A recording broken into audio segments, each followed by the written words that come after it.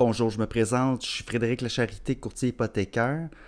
J'ai partagé dernièrement mon calculateur Excel, le calculateur Excel que j'utilise pour faire les préapprobations pour mes clients. C'est un fichier de travail que j'ai développé au cours des dernières années. Puis, dernièrement aussi, un changement que j'ai apporté, c'est que j'ai ajouté, en plus de la capacité d'emprunt qu'on est capable de calculer, j'ai ajouté différents tests, des tests que j'appelle d'indépendance financière. J'en ai parlé dans mon podcast numéro 65 et puis dans ce podcast-là, j'explique que c'est possible pour quelqu'un de télécharger le fichier et puis de jouer avec, de s'en faire une copie, puis de voir comment ça fonctionne. Par contre, évidemment, ce fichier-là est un peu technique. Donc là, ce que je veux faire avec cette vidéo en ce moment, c'est expliquer. Donc, je vais expliquer un peu comment le fichier fonctionne. Ça peut paraître compliqué. Peut-être que tout ça n'est pas nécessaire à comprendre pour quelqu'un qui souhaite connaître sa capacité d'emprunt. Il y a plein de calculateurs disponibles en ligne. Mais bon, pour quelqu'un pour qui ça intéresse de voir le détail des calculs puis d'être capable de jouer avec ces tests-là, ça pourrait être utile. Donc, c'est pour ça que je l'explique en ce moment. Donc, rapidement, ce qu'on voit dans le calculateur, au début, on voit les ratios d'endettement, donc de la propriété, le ratio de dette, ce qu'on appelle ABD, l'amortissement brut de la dette, donc doit être sous le 39% et l'amortissement total de la dette doit être sous le 44%. Ça, c'est les normes canadiennes. Donc, si on est sous les seuils, on va être dans le vert. Si on est au-dessus, ça ne fonctionnera pas, on ne se qualifiera pas. OK, ensuite, au début, il faut connaître le revenu des emprunteurs. Donc, c'est pour ça que ça, c'est mon fichier par défaut. Là, quand j'ai un nouveau client, je commence avec ces valeurs-là. Évidemment, ici, il faut mettre son revenu annuel brut qualifiable. Là, je vais juste faire je vais descendre rapidement, là, juste pour vous montrer tout le fichier. Puis après ça, je vais revenir en détail sur chacune des parties du fichier. Donc, on a le revenu qualifiable. Ensuite, on a la partie des dettes qui peut être importante. La partie des dettes va être utile pour... il faut respecter, donc, dans le ratio de dette totale, donc le 44%, c'est là que les paiements mensuels liés aux dettes vont être pris en compte. Ensuite, on a la propriété sujet, que ce soit un projet d'achat. Ici, on parle plus d'un projet d'achat, mais ça pourrait être un projet de refinancement aussi, parce que si on refinance, on va devoir se qualifier aussi avec les mêmes normes. Donc, ça peut servir aux deux. Mais ici, mon code de base typique que je vais expliquer, ça va être plus pour un projet d'achat, où est-ce qu'on a une mise de fonds, puis là, on a des frais de démarrage, on a donc l'hypothèque, la prime d'assurance, possiblement, et puis un taux de qualification. Donc, je vais y revenir, ça. On doit calculer aussi taxes et chauffage à travers ça. Donc, ça, c'est les chiffres de base. Aussi, chose que je peux dire tout de suite, c'est que toutes les cellules en grise sont des cellules calculées. Toutes les cellules en blanc, c'est des chiffres qu'on peut aller changer. Sauf celle-là ici. Celle-là devrait être en grise. Bon, évidemment, ça se peut qu'il y ait des petites erreurs dans le fichier. Si vous en voyez puis que vous voulez me le dire, n'hésitez pas à m'écrire. OK, ensuite, là, j'y vais avec une section qui va parler de la capacité d'emprunt maximale. On va décortiquer tout ça. Il y a un maximum de capacité d'emprunt qu'on peut avoir selon la mise de fonds, puis il y a un maximum de capacité d'emprunt qu'on peut avoir selon nos dettes puis nos revenus. On va regarder ça. Puis ensuite, c'est pas tous les prêteurs qui utilisent 39-44%.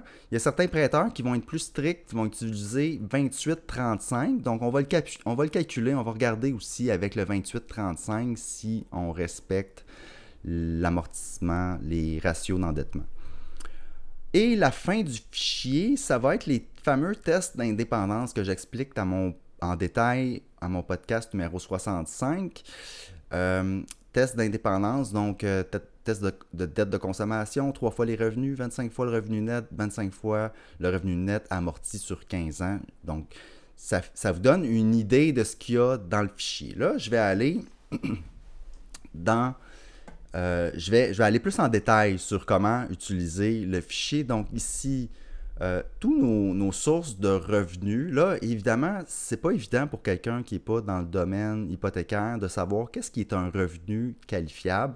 Je vais m'en tenir en ce moment en disant qu'on va regarder les revenus bruts, donc les revenus bruts annuels, surtout si vous avez un emploi ou est-ce que vous avez toujours la même paye, supposons aux 2 semaines, on fait fois 26, ça va être le montant qu'on va pouvoir venir mettre ici, le montant brut. Ça peut aussi être le montant donc de votre T4 d'employeur. OK? Puis si le montant, si vos payes ne sont pas toujours les mêmes, vous pouvez possiblement faire une moyenne de vos 2 derniers T4.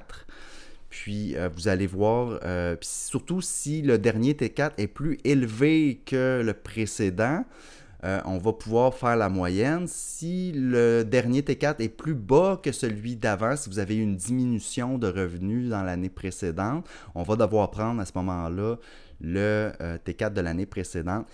Évidemment, là, tout ça, c'est compliqué. C'est pour vous donner une idée. Quand on va faire la préapprobation ensemble, il peut y avoir un paquet de facteurs qui vient ajuster votre revenu qualifiable. Les allocations familiales peuvent faire partie. On peut avoir d'autres types de revenus. Si on est travailleur autonome, ça va être différent aussi. Donc là, ça peut être assez compliqué. Mais en gros, c'est votre revenu brut annuel qu'on doit mettre dans ces cellules-là. Puis, si on est un couple, ben, on peut additionner les 2 montants du couple. Donc, c'est pour ça, généralement, les gens maintenant vont acheter à 2, demandeur 1, demandeur 2, vont aller à priorité. Donc, on va mettre les 2 revenus annuels bruts. OK. Ensuite, la section des dettes. Donc là, ça, c'est si on a un paiement de voiture. OK? C'est le cas le plus typique. Si on a un paiement de voiture, on va devoir venir mettre ici le paiement mensuel. Peu importe s'il nous reste 3 mois à payer notre voiture ou s'il nous reste 4 ans à payer notre voiture, on doit mettre le paiement mensuel.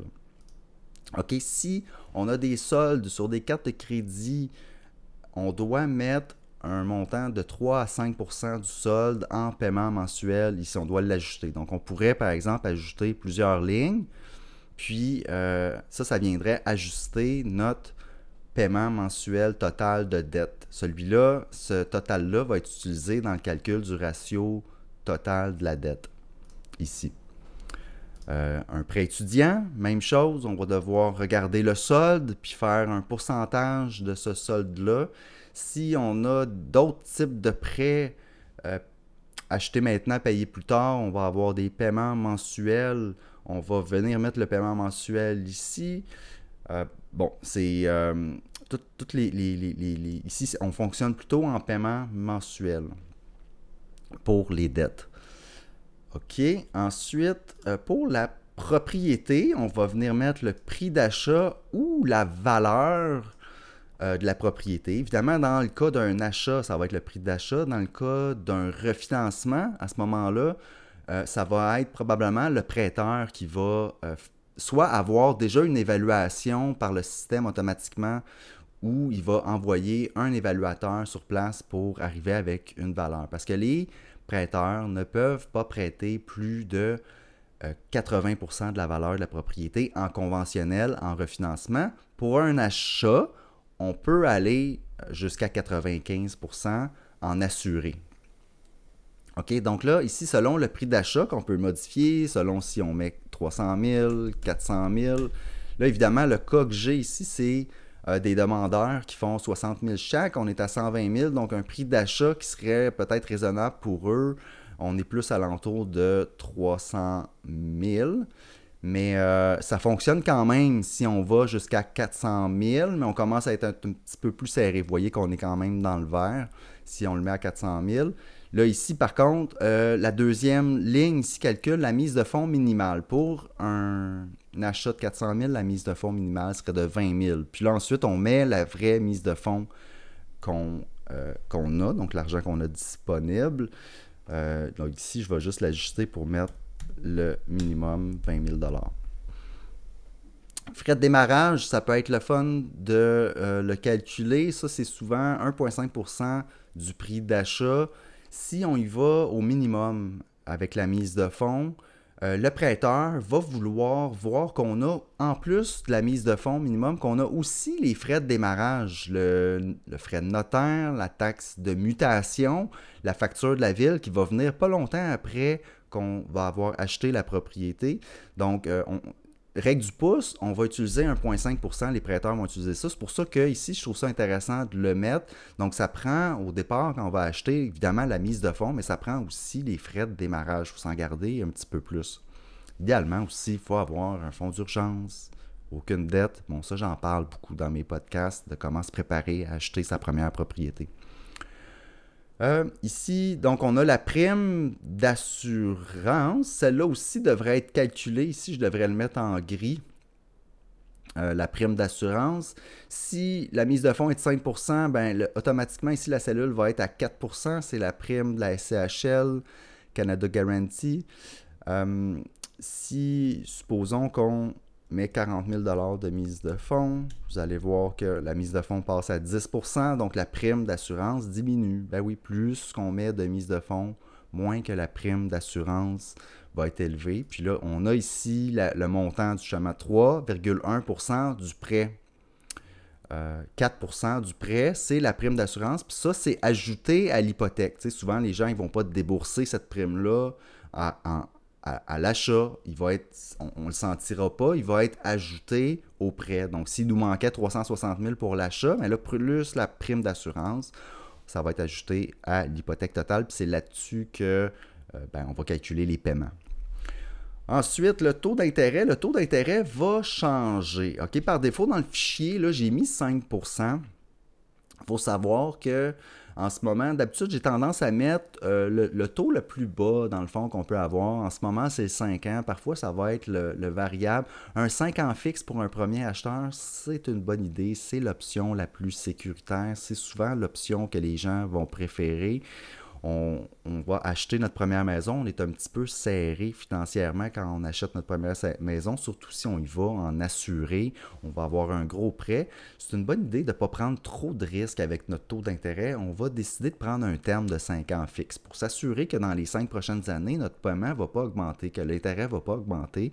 Puis là, en ce moment, en plus, le 5 ans fixe, c'est le taux le plus bas parce que c'est attendu dans le marché que le taux variable va baisser dans la prochaine année. Donc, c'est pour ça que le taux variable est bas. Les taux d'intérêt, que le taux fixe est bas, les taux variables, eux, sont encore hauts en ce moment, autour de 5,5-6%. Tandis que le fixe, lui, on pourrait même mettre que, dépendamment de ce que vous voyez comme taux, on pourrait même mettre autour de 4,7%, 4,5%. Les taux fixes ont diminué là, dans les dernières semaines. Évidemment, là, quand vous allez regarder cette vidéo-là, tout ça peut avoir changé. C'est pour ça qu'on doit mettre le taux qu'on pense pouvoir avoir pour l'achat de notre propriété. On va mettre ce taux-là ici.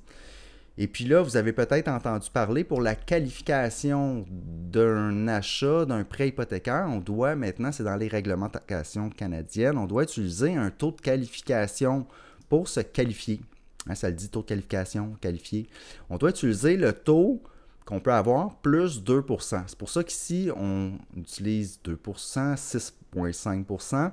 Ça se calcule automatiquement dépendamment du taux qu'on peut avoir. Sachez que le vrai taux que vous allez avoir au moment que vous prenez votre prêt, c'est celui-là. Mais pour la qualification, pour la fin des calculs, on va utiliser celui-là, le 6,5%.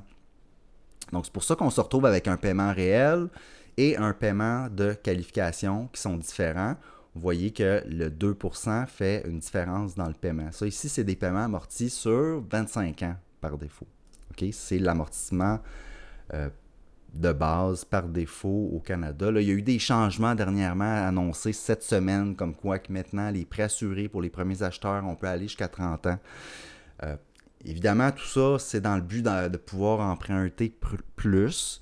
Moi, je pense que l'idée, quand on achète une maison, c'est pour quand même prendre une bonne décision financière, moi, je m'en tiendrais quand même à 25 ans. C'est pour ça que le fichier, je ne l'ai pas ajusté là, avec l'annonce qu'il y a eu cette semaine, puis voir OK, combien qu'on pourrait l'emprunter si on le met sur 30 ans.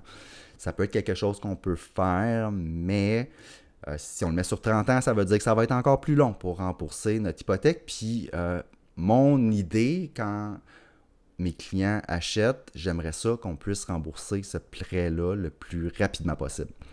Donc, c'est pour ça que je n'ai pas modifié mon fichier. Je vais peut-être le modifier dans le futur là, pour être capable d'ajuster l'amortissement pour qu'on soit capable de voir qu'est-ce que ça donne. Aussi, il faut savoir que les banques n'ont pas tout à fait mis à jour leur politique de qualification. Ça va venir dans les prochains mois. L'annonce a été faite cette semaine. Ce n'est pas encore en vigueur.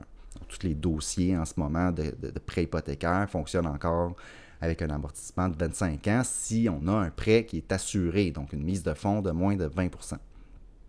Ensuite, si c'est un condo, il faut connaître les frais de condo parce qu'on va ajouter la moitié des frais de condo dans le calcul de la qualification. Donc tout ça, là, ces deux cellules-là en haut prennent compte des frais de condo si on est en condo. Ensuite, on va prendre les taxes municipales et scolaires annuelles. Le mensuel va se calculer automatiquement. D'habitude, sur le listing MLS, on va voir les taxes annuelles. Donc, on devrait venir mettre le montant ici.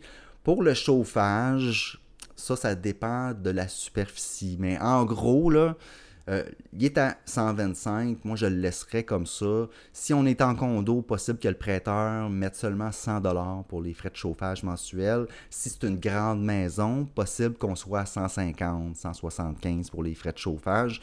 Mais si c'est une maison standard, normale, 125, on peut le laisser comme ça. Ça ne fait pas une grosse différence dans le calcul. C'est pour se donner une idée. Il faut quand même le prendre en compte. Donc, ça vous détaille chacune des lignes. Moi, souvent, quand je vais faire mes présentations, je vais cacher certaines lignes, là, dépendamment du client. Comme je dis, vous n'êtes pas obligé de jouer vous-même avec ce fichier-là. C'est mon travail, dans le fond, de vous faire une présentation puis vous montrer quelle est votre capacité d'emprunt puis quel impact ça va avoir sur vos finances de prendre un prêt hypothécaire. Donc là, je continue. L'autre section, c'est la capacité, au maximum capacité d'emprunt. Donc là, souvent, les gens veulent savoir c'est quoi le maximum que je peux emprunter. Bien là, on va commencer par regarder c'est quoi le maximum selon notre mise de fonds. OK, puis là, j'ai ramené ici les informations qu'on trouve en haut là, pour que ça soit plus facile pour moi de le calculer. Là. Puis on pourrait, si on voulait, venir modifier, overrider ces valeurs-là directement, là, si on veut calculer notre maximum de capacité d'emprunt. Évidemment, le fichier, on s'en fait des copies, on peut jouer avec comme on veut. Donc, le maximum capacité d'emprunt selon la mise de fonds. Puis là aussi, il faut savoir que les règles aussi vont changer. Il y a eu l'annonce qui fait en sorte que maintenant, on peut emprunter, assurer jusqu'à 1,5 million. Avant, c'était 1 million de prix d'achat maximum pour un prêt assuré. Donc ça, les règles ont changé. Donc ça aussi, mon fichier va devoir changer parce que là, ici, je l'ai calculé avec l'ancien maximum de 1 million. Donc, supposons qu'on a une mise de fonds de 40 000 $. La maximum capacité d'achat en assuré serait 650 000. Ensuite, le maximum de la capacité d'emprunt en conventionnel, ça veut dire avec une mise de fonds de 20 %, c'est 200 000, parce que si on calcule 20 % de 200 000, c'est 40 000, 20 % de 200 000, 40 000, c'est ça. Donc, si on voulait y aller en conventionnel, donc un prêt qui est non assuré, on devrait se limiter à un achat de 200 000. Donc là, ici, on fait le plus haut des deux, c'est 650 000. En assuré, c'est là qu'on peut aller chercher de plus. Puis, le maximum capacité d'emprunt, donc, ça, c'est la capacité d'achat, excusez-moi ici. Donc, ici, il y a les capacités d'achat. Puis ici, c'est la capacité d'emprunt. OK? Il y a une petite nuance. Donc, dans le fond, la capacité d'achat, c'est que 650, on enlève la mise de fonds. Puis la capacité d'emprunt, sans inclure la prime d'assurance, c'est 610 000. OK, ça, c'est pour nous donner une idée selon notre mise de fonds. Mais tu sais, si on a 120 000 de mise de fonds, Mettons que je le change... ouais, mettons que je le change ici. Ben là, ça change les chiffres. On peut le voir directement si on veut. Combien ça fait. Puis là, on voit que le maximum de 1 million de dollars est atteint. Parce qu'en prêt assuré, on ne peut pas acheter pour plus que 1 million. Mais là, ça va changer. Ça va être 1,5 maintenant. OK. Ensuite, max capacité d'emprunt, le revenu et les dettes 39,44. Donc ça, on revient avec... Si on veut aller au maximum, mais selon nos revenus, parce que là, ici, on prenait juste en compte la mise de fonds. Mais en réalité, c'est une combinaison des deux quand on regarde notre maximum de capacité d'emprunt. On est aussi limité par nos revenus. Donc là, si on regarde nos revenus et nos dettes, le maximum ici, c'est à 39,44, c'est 513. OK? Selon la BD, c'est 513. Selon l'ATD, ça, c'est le ratio total de dette, c'est 588, mais il faut prendre le plus petit des deux, parce qu'il faut respecter les deux ratios. Puis là, ça, c'est parce qu'ici, on n'avait pas de dette. Donc, c'est pour ça que le ratio total de la dette permet d'aller chercher plus, parce qu'on avait zéro dette. Donc, ici, on est limité, dans le fond, sur l'amortissement brut de la dette, donc 513 000. Ensuite, si on regarde la maximum capacité d'emprunt pour un prêteur qui serait un peu plus strict, à 28,35 les ratios d'endettement, ben là, on voit que ça a un gros impact. On pourrait aller chercher maximum 349 000 d'emprunt. OK, donc ça, c'est pour les maximums. Ensuite, là, on tombe dans les tests d'indépendance financière. Donc, c'est ce que j'ai expliqué dans le podcast numéro 65. Premier test, moi, que j'aime, c'est on va regarder, avant d'acheter, est-ce qu'on a des dettes de consommation? On devrait tout clairer ça. Donc, c'est un test qui n'est pas difficile à calculer. Là. Si on a un solde, ici, j'ai mis une valeur arbitraire. Là, excusez mon chien qui jappe en arrière. Ici, j'ai mis une valeur arbitraire. En réalité, là, si on a 5 000 ou moins, ça va être entre 0 et 5 000, ça va être dans le jaune. Puis après 5 000, ça va être dans le... Après 5 000, ça va être dans le... Ah, attendez, peut-être que je me trompe avec... Ouais, c'est ça, ça va être dans le rouge. Après 5 000, ça va être dans le rouge.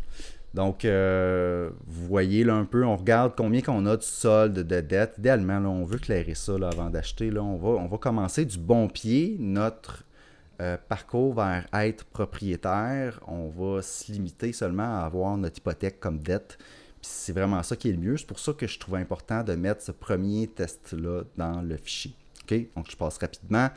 Le test numéro 2, il est très simple à calculer aussi. On ne fait que prendre 120 000, les revenus bruts du couple. Puis, est-ce qu'on regarde, OK, est-ce que notre prêt hypothécaire visé, ici, c'est 371 000. Ça, c'est selon le scénario aussi que j'ai mis avec un achat de 400 000. Si je reviens, par contre, avec un achat de 300 000, puis une mise de fonds de 15 000, qui était mon scénario de base, et que je retourne à mes tests d'indépendance financière, on est correct à ce moment-là avec un achat de 300 000. Notre emprunt visé va être de 296 000, qui est l'emprunt plus la prime SCHL. Ici, on voit qu'on est à 2,47 fois les revenus bruts. Donc, on est sous la barre des 3 fois. C'est pour ça qu'on est dans le vert. Ensuite, on regarde, je calcule c'est quoi le maximum qu'on pourrait aller chercher pour respecter la règle. C'est 360 000. Puis ici, je fais un calcul aussi s'il nous en manque. Combien en mise de fonds supplémentaire qu'on devrait mettre pour être capable de respecter la règle. Donc, c'est un autre petit calcul bonus. Ça, c'est le test numéro 2. Test numéro 3. Pour les tests numéro 3 et 4, j'ai besoin donc d'un revenu net. OK? Donc là, ici, je calcule le revenu net. Je prends le 120 000 en revenu du couple. Puis, j'enlève une partie en impôt. Là, ici, j'ai mis 30 %. Si on a des revenus un peu plus élevés, ça pourrait être 35 %. Pour un couple qui fait 120 000, il faudrait voir aussi là, les courbes de la Ferrière.